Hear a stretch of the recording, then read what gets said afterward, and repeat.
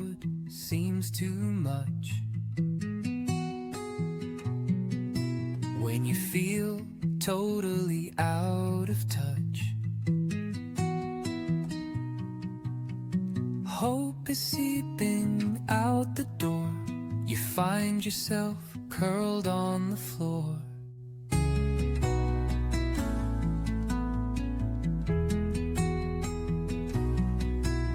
The thoughts swirl round all jumbled and messed. Why is this brain so darkly obsessed? I've secrets I've never confessed. Haven't told a soul I am depressed. A gentle whisper through the pain. Remember, rainbows follow rain. Breathe deeply, hold on tight. Your hope will return, shining bright. Embrace the now, release the past. In forgiveness, peace will last. You matter deeply. You're not alone. Reach out, let your strength be shown. Hello there. It's Elaine Lindsay. This is Suicides and Forgiveness. And today I am here with my guest. This is James Donaldson. Hello, James. All right. Good afternoon. How are you today? I'm great, and thank you so much for joining me here today. We're going to have a talk about James and about your Gift of Life Foundation. And we're going to start with me letting James tell us a bit about who he is and what he does and why. And then we'll get into his story, as we usually do. So go ahead, James, give us a little bit about you. All right. I live in Seattle, Washington. I've been here about 40 plus years, 45 years, and have loved it up here in the Northwest, Pacific Northwest.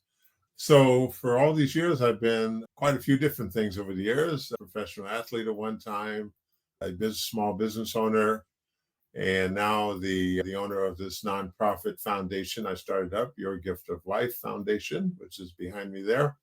And so those are the three big major careers of my life and accomplishments. And so currently I spend a lot of time speaking to our youth, especially middle schools and high school students, about mental health awareness, suicide prevention. And as we all know, they are still greatly impacted from the COVID years, the pandemic, and now living in this age of social media and iPhones and everything else. They have a total different upbringing.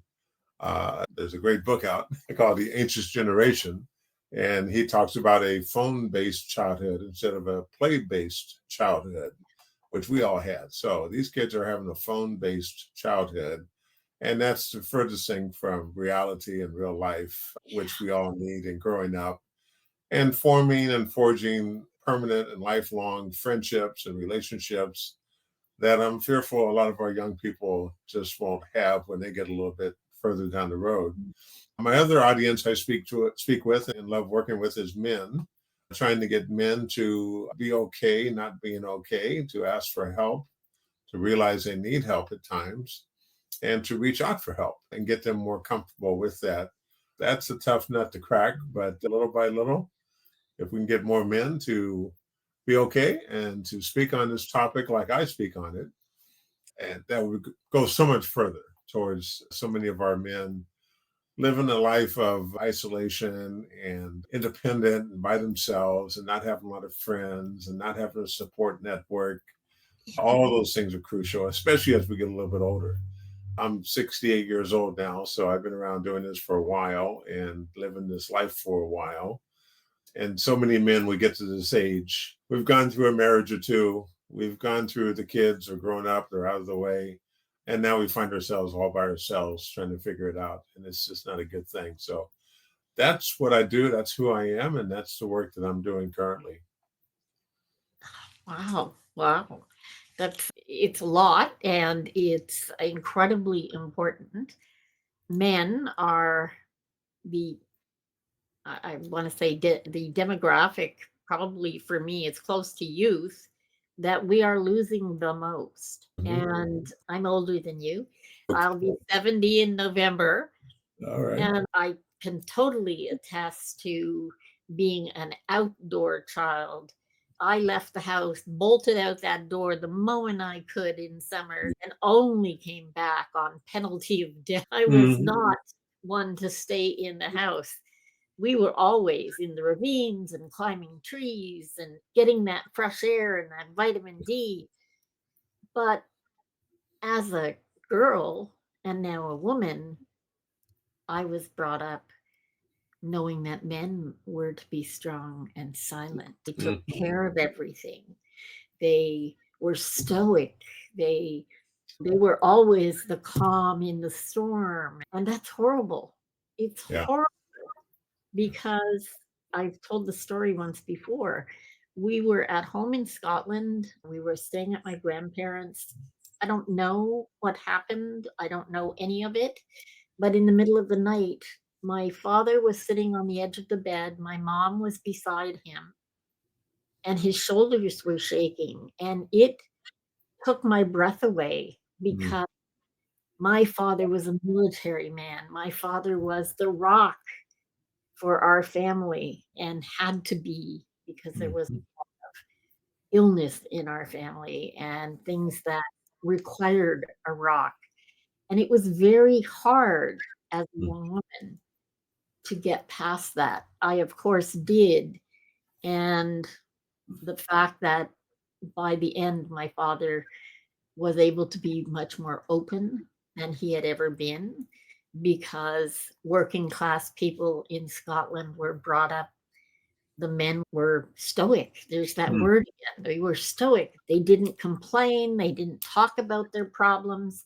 And they certainly didn't have feelings. You could be angry and you could be annoyed and you could be happy. And that was about it. That was all men were allowed. Yeah.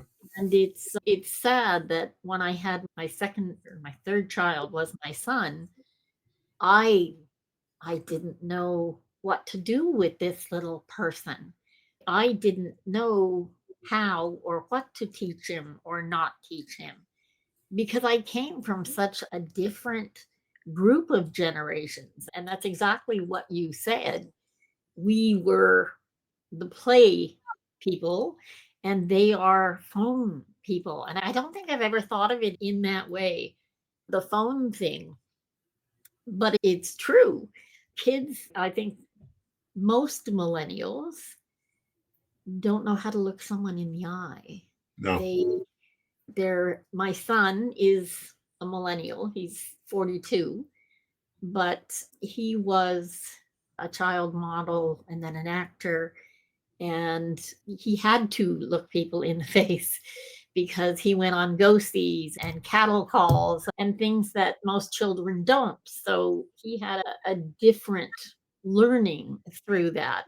Most kids that I see and the youth probably that you deal with, they don't have any of that. They don't have any of that training. They're so busy looking at their phone. Yeah. I don't know about you. Do you have grandchildren? I don't have children or grandchildren. No. Oh, okay. Our grandchildren and their friends, they all have phones. And to me, the hilarious thing is the only thing they don't use them for is a phone. Don't Mhm. take calls. No, that's right. That's so bizarre. Elaine, have you heard of the book, The Anxious Generation? I think so. I have not yet read it. I will have Okay. to. It came out last year and it's getting Okay. a lot of great reviews. I've read it thoroughly. I resort to it as a reference all the time. Get a lot of great statistics out of there where our children now are spending up to 12 hours a day on average on social media. And so that's a long time when you go to school for 6 or 7 hours and you're trying to have a little bit of time for breakfast, lunch, and dinner.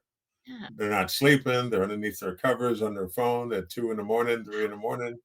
So this is a big problem, and it's since the advent of the iPhone in 2008 that all these kids now, 14, 15, 16 years of age, have been raised with a iPhone or iPad in their crib. Yeah. And that has become their best friend and their reality. And it's just really, it's going to be very detrimental the next 10, 20 years for these kids. Yeah, because it's until you said that, thinking about the phone, Yeah. it's my God, yeah, it is such a different dynamic. And I'm even seeing older people these days. You'll see Yeah. them in coffee shops. There's a group of them at a table. Yeah. At least half of them are on their phone. They're not Yes. talking to Yes. the people. I guess our family, some of us are aberrations. My phone is in my office. Yeah. I have a bad habit of walking out of my office, and then a few hours later is, oh, I don't even Hmm. know where my phone is. Yeah. Yeah. Yeah, and Well, I'm not used to that, having to have it near, because we grew up with one phone on the wall or on yeah. the table, and you had to go to the phone. You couldn't take the phone where you were.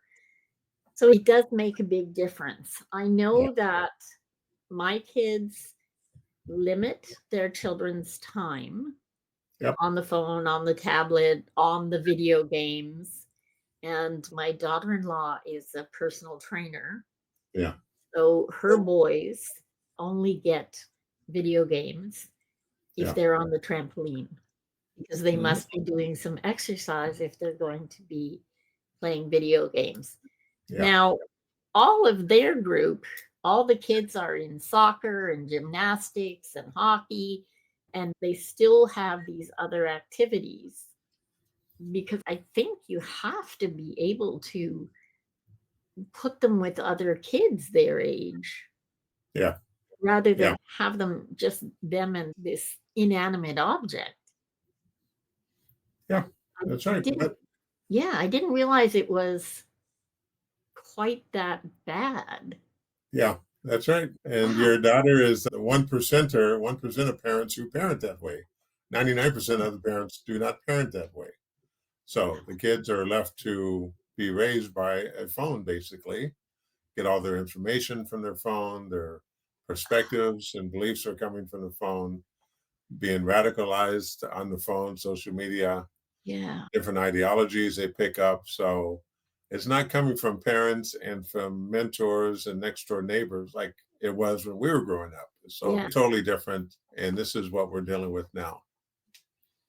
My day job has always been in the digital world, do Hmm. integration and optimization and different things, and quite often have been brought in by a parent or a grandparent to solve an issue for a child that is either being bullied or is having anxiety or depression from the out of proportion wonderful lifestyles they see Mm. on other social media channels. And it really is terrifying Yeah. to think that you can reel them in so easily, because if it looks like Bobby Sue is has a wonderful life and is going to all the parties and doing all the things and buying all the stuff, and they're not, and this little boy is getting to play all the sports and meeting all the big people and what have you, that's not real life. It's not how it's meant to be. Yeah. And I realize we've come a long way from being teenagers, but I can still remember where I think it was my grandmother who said, if so and so jumped off a bridge, would you be right there with them? Hmm. And the answer back then was, yeah, Yeah. absolutely. Yeah. So I get that mindset, but oh my God, how much more terrifying when it's really not real life. No, but it's night and day difference. You have to throw out all the experiences we had because it doesn't apply to today's youth. Yeah. We've got memories, that's all we have, but you can't apply that to today's youth. not in North America, not in industrialized countries, maybe a second, third world country that doesn't have the technology we have. Yeah. Family's still important, playtime's still important, but not in America, not in Canada, in Europe, no. Yeah. Big problem. So what was the trigger that got you involved to the point that you wanted to start a foundation or get this involved? What was it that spurred you? Life was good for up until about 10 years ago when I had emergency open heart surgery that was life saving and kept me here for, still here, kept me here doing the work I'm doing. It was a series of major surgeries, two or three of them on my heart, one of them on my lung, and still compromised still to this day of not being able to physically do a lot of things I used to do. I look Mm. fine, can't walk too far, can't climb stairs and all those things. So that really bothers your mental state at some point. During this recovery time, this was back 2015, 2016. During the recovery time, I was running my business. I was a small business owner at a time for 30 years. And I really physically could not run it anymore because I was 100% owner, didn't have other partners to turn to. I exhausted all my life savings trying to keep the business going, trying to keep 25 or 30 employees on board. And one thing after another started happening. Life events, not so much what I did to myself, no substance abuses or anything like that, but life events. Starting with my mother passing away in 2016. That's a life Sorry. event. Yeah, it hits you hard when you're not expecting it. Yeah. My wife at the time walked out of her marriage in 2016, shortly after my mother passed, and I'm still recovering from my surgeries. Ah. I'm exhausting my life savings, and by 2018, I had to close my long running business and then started having the major mental health challenges that come along: anxiety, depression, suicidal ideations, all through 2018. Received help from my medical doctors and professionals, counseling, prescription medication, a small group of intimate friends around me.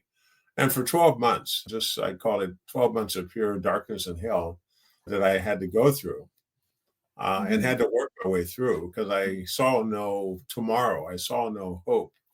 And that's very common with what these things put you through. But eventually, after 12 months, the darkness started lifting a little bit. I was able to resist those impulses of hurting myself and taking myself out of this world, and finally started to recover and realize what my purpose was in life still, why I'm still here. And I realized it was really to use my platform as a former athlete, as a male, as an African American male, someone, a fixture in the community, a business person that people would listen to and people would look up to. And I discovered and realized that, wow, this is why I'm still here, to form this foundation, which would give me a platform for getting out there and speaking on this topic and to give people the hope that they no longer have, to help them realize that there is still hope. There is a tomorrow. I know you don't feel it at the moment, but there is. You have to just keep persevering, pushing through, get the help you need, put your small group of friends around you, pay attention to your medical professionals, and just grunt it out. There's no shortcut. There's no, tomorrow won't be better just because you snap your fingers. It will take months, if not years, for a lot of folks. It took me 1 year, 12 months. And so that's why I'm doing the work that I'm doing with Your Gift Wow. of Life Foundation. And it has really given me a whole new chapter of life. This started up in 2019, Your Gift of Life. And I plan on doing it the rest of my life. This is my whole new chapter after the other chapters have closed now. And this is what I want to do the rest of the way. My hat's off to you. That is quite selfless. And I think that's wonderful because we don't see enough of that.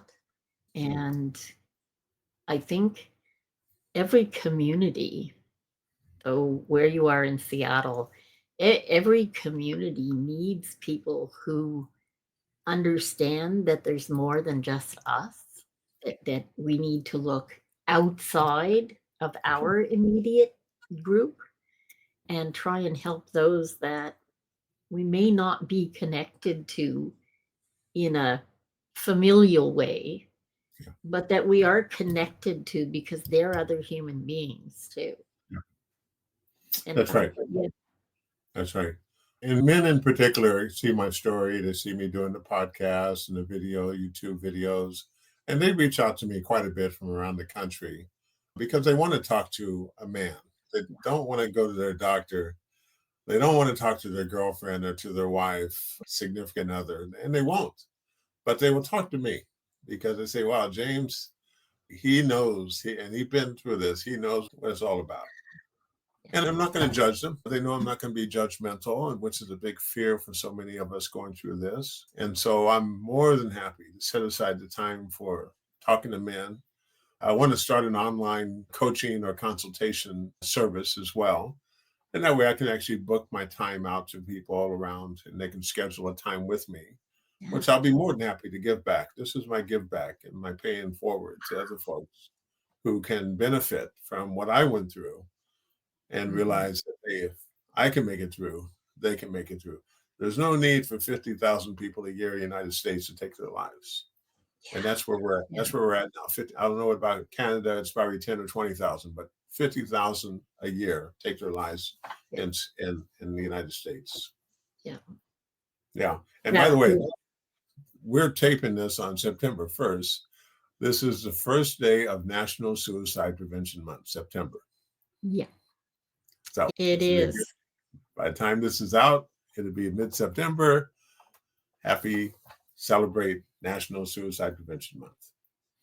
Yeah, and suicide prevention awareness this month is around the world. I mean, World Suicide Prevention Day is September the 10th. Right. But there are things happening all around the world. There are walks and meetings and all kinds of things going on, not just in September. I put up some information today for things that are happening in early October as well. I would like to see us do things every month. Mm-hmm. I think it's that important. And I believe for youth around the world, it may just be America, it is one of the top 10 ways we lose youth. Yes, absolutely. And that's just not acceptable. That's right. That's right. Yeah. Yeah. There is so much more we need to let our youth see that's there for them. Yeah. If we can just get them to have some hope. Yeah. And understand that there really are things that are coming as you get older that it's important to wait for. Yeah, that's right. Yeah, but again, this social media generation, instant gratification generation, they're not taught to hang in there and do the hard work and good things will come. They expect it this afternoon. I push a button and here I call Amazon and it comes by 5 p.m. And it's true. It's true. And that's where we live. We've done it to ourselves. Yeah, yeah. We really have. We just got a new service from Amazon here that you can get it between 4 a.m. That's right. and 8 a.m. in the morning. That's right. Now, I don't know what I need, that I need it so badly that I want it here at 4 in the morning because God willing, I'm asleep. If you realize your toaster went out last night and you need a toaster for the morning, it'll be on your front porch when you wake up. So something like that. But this is where we are nowadays. This is a wild thought, but maybe tomorrow morning I'll just have cereal. That's what we have to use. That's what we used to have to resort to. We had to be resourceful. You don't need that anymore. And with AI, you don't need to even think anymore. So these kids now, that's absolutely true. A lot of things to work through. And it's people like us who've been around a while who can reach back and help show these young people the way. And hopefully they'll listen Yeah. Unfortunately, we were young once upon a time. We had to learn by life's hard lessons and hard Yeah. knocks every now and then. But we at least had people showing us the way and trying to advise us. And that's what these young people need now. Yeah, and I think it's important to note that a lot of the immigrants that are coming to North America now Yeah, still live by the extended family they do. rather than the nuclear family. And I guess I was a bit of an aberration back then because I came to Canada with my mom, my dad, my grandmother, and my aunt. So we were an extended family, which was good Mhm. because we really didn't have anybody here. But having those extra family members gives you a little more of a village and Yes. a little more of the flavor of that family. It's not just mom and dad, because by the time you're 11 or 12, mom and dad are the enemy. That's right. Having another family member that you can gripe to, I think it makes it a little easier sometimes for Yeah. children. Yeah. And it's sad that we got away from that. We really have. Kids now, they don't know their mom and dad because they are on their phones all the time. The Yeah. mom and dad don't really know the kids because there's not the communication around the dinner table like there used to be. And so they're strangers living in the same household. Yeah. And then they wonder why these kids go off and do crazy things. We just had, Well, unfortunately, another mass also, shooting a couple of days ago in the yeah. United States. Oh my God. Yeah. And you wonder why these young people, 21 years old, grows up to do these kind of things. They just don't have the guidance, the influence, the mentoring, the parenting that we Yeah. had. And it's, I know we keep comparing yesteryear with today, but it just, there's no comparison. No, there's no comparison. But the fact is, I think very often parents nowadays are afraid to rock the boat. That's right. You That's don't right. want to push too hard. We went through the late 80s and early 90s where the parents became, I want to be your friend. I don't want to be your parent. That's right. That's right. That doesn't work. You are the parent, whether you want to be or not. And understanding that part of your job is to keep your children safe. Yes. Sometimes you have to say and do the hard things. That's And right. That's, it's that's not not easy. easy, No, but no. And those kids are now out all protesting and demonstrating against any kind of authoritarian figures, against any kind of rules, regulations of society. They don't want to hear from law enforcement. They don't want to hear from the White House in America. They don't want to hear from community and neither do political I. leaders. But again, these Yeah, are authority figures in our yeah. lives that we need to at least be respectful of, but we're not But because yeah, of the way those kids were raised. And the and parents are out absolutely, but also these kids are seeing the models of adults there. Yes, who have no respect for that's the right. law, who That's have right. no respect for other humans. So of course it's And gonna it's natural. how are they to model what's right That's right. when they see some in power Yeah, that are so wrong? that's right. And it's hard. How do you get through to little Johnny that, well, yeah, I know that's an adult, and yes, I know that's an adult in an authoritarian position, but disregard that and do what I tell you, which we're sending these kids mixed messages as well, That's, that's right. which makes it harder, That's you right. know? That's right. We have to model what we'd like to see in our Yeah, children. And yeah. a lot of parents do not parent very well. Kids want to call you Elaine instead of mom. That's not good.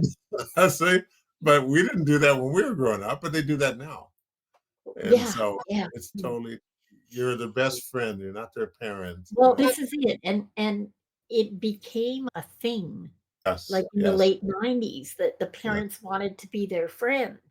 yeah. You can't be a friend and have the authority you need to keep that child safe. That's right. That's right. I That's don't right. care how flexible you are or how Yeah, mentally agile you think you are. first and foremost, you're a parent. And I think that's part of where we've gone wrong. And that was the generation after us, Yeah, because frankly, this is the way it's always gone. Every generation wants to do it better than their parents did it for them. of course. My Of course. father hated my music.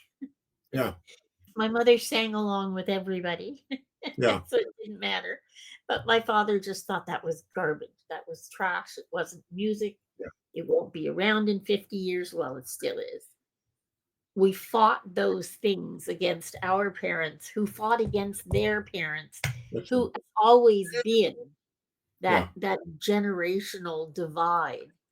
yes. And I think But when we the big game changers is now the between phone. previous generations Yeah, is technology and the phones. yeah, yeah, Okay, and generations of hands-off parenting have yeah.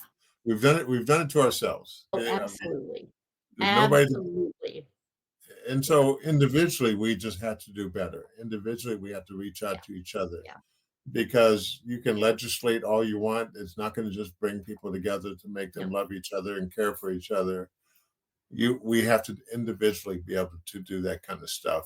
I do want to mention, coming through those 12 months I went through, I was able to chronicle all of that, remember all of that, put it all together into a nice book that I'd love to be able to talk about as well on the show if you will permit. But that's one of the other things that I do, is I do a lot of professional speaking, a lot of speaking to groups and kids and everything else.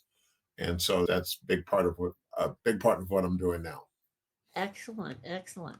And as per usual, we will have all of that information down below, along with Okay, the show notes. We'll have all the information about James and how you can get a hold of him great. should you want him to come and talk to your group.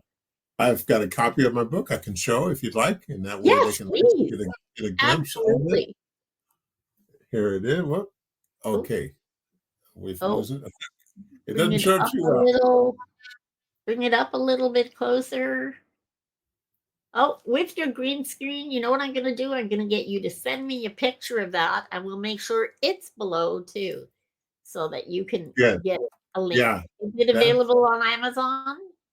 it's Amazon, but if you want a actual signed copy of it, which I do, Ah, I'm more than happy to do. The title of the book is "Celebrating Your Gift of Life," and celebrating your the gift of life. Okay. yes, and the I'm going to upload an image file for you right now.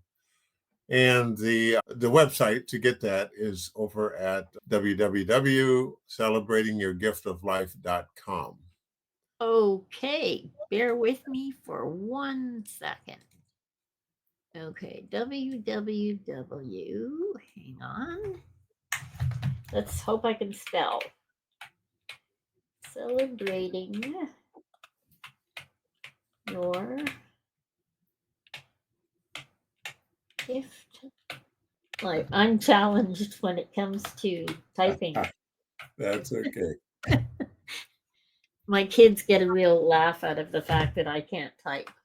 I can Okay, use all I can use all the tech toys and everything else, but I'm not very good with there we typing. go. Perfect. And I did upload it. I don't know if it's on your end or my end, how we can show it on the screen. Oh, it's on the screen. Is it Um, okay? yeah, it's right below both of us, and Well, it'll be there. your type is not the image of the book cover. That's what I'm No, talking. no, we won't be able to put the image up from here, Okay, that's fine. That's unfortunately. so. This website is where you can go and order a copy of your book, pretty personal Perfect. signed by me. I'll put any note in there, any inscription in there that you wanted to, and put it to the person that you want to put it to. They're $20 a piece US with shipping and handling, especially to Canada, probably $27, $28. Wow. There's a copy of the book. There we go. All Okay. right. Yeah, that's fabulous. And it's a real helpful resource of not only telling my story, but a lot of helpful exercises at the end of every chapter of Good. helping people to work through what they're going through, writing down some of your thoughts and some of your emotions at the time, So this is what I take with me every time I speak and talk about things. Oh, that is excellent because Yeah, journaling is really important. it is. I journal every day still. Yeah. And Wow. it's a great way to relive your life and what you went through that day, Yeah. because 2 weeks later you forget all about it. But if you go back 2 or 3 months even, I can go back years in my journaling and say, wow, I actually Wow. said that and did that and lived through that. Wow. Yeah, it's incredible when you go back through those diaries. Yeah, yeah. But yeah, so anyway, any of your audience members, I'd appreciate picking up a copy. The money goes towards my Gift of Life Foundation, which we are Okay. trying to do a scholarship fund for our students, particularly students of color going into the mental health Good. profession. Uh, Excellent. this is one of the reasons why so many communities of color are so reluctant to reach out for mental health help, because they just don't see anybody that looks like them across the desk. They don't see Right. anybody they feel will relate to them, whether they're African American, Hispanic, Indian, Native American, transgender, LGBTQ. They Yeah. just don't see that person who can, they feel, really intuitively understand them and then be able to help them. And so, if we can get more and more students into the pipeline, Yes. 10 years from now, they can go out to their various communities and provide mental health services, which is what the whole mission of Your Gift of Life is all about. Ah, James, I thank you so much. That is incredible. Thank you. If you could tell our audience one little tip or tweak that you use every day or every week, something that they can take away with them to use in their life toolbox, if you will, what would you suggest? In the midst of these mental challenges that I went through and millions of people go through every single year, you need to realize that you are not alone. I know there's a stigma attached to it, and people, you feel like people will think that you're crazy, something's not right with you. But you have to realize that you're not alone, and it's okay not to be okay. It's okay to ask for help and to bring your close friends around you. They need to know that you're having a struggle. They need to know if you're thinking about hurting yourself or departing this world. They need to know, and that way they can help you. Mental health is one of those things that you can't see it from the outside. On the outside, we all look perfectly fine, and it looks like our lives are just perfect, picture perfect. But on the inside, so many of us are really struggling, and people won't know unless you let them know and tell them. Same with our kids. You have to talk to your parents, talk to your teachers, your school counselors, because they just don't know. They see you every single day, but they can't tell anything is amiss with you or awry with you. They can't tell. So the onus is on us, folks who've gone through mental health challenges, to realize you're not alone and to reach out for help. We got suicide prevention hotlines that are there 24 hours a day, 7 days a week, multiple languages, and they will be a real live person, not a chat bot, not an AI person. A real life person will pick up the phone and talk with you and walk you through that journey to get you some help, to get you through the night. I called them several times at 2 or 3 in the morning when I couldn't sleep and thinking about hurting myself. And so these are all the things you need to know. Help is right there at your fingertips, but you've got to be able to reach out and put your fingers on it. Okay. Get you a best friend who can come around and just sit with you for minutes or hours on end. And you don't need to be in deep conversation about what you're going through. Just somebody who can be there. The physical, Elaine and I were talking about the physical presence of another person is something we're all missing. And to have that next to you, sitting on the couch, being able to reach out and touch you on the arm, put a shoulder around you, is so valuable. And so I just want to make sure I hit that point home, that we're not alone. Help is readily available, but it's up to you to be able to reach out and ask for that help and make it through like I made it through and be able to give back and moving forward. That's beautiful. And I totally agree with you. Yeah. The most important lesson I ever learned was I am not alone. There you go. I want everyone to take that to heart. We Yes. are not alone. Mm-hmm. Just reach out. And you can reach out and tell someone. You don't even need them to respond. You just want them to listen. That's right. That's right. And That's so that true. is so valuable.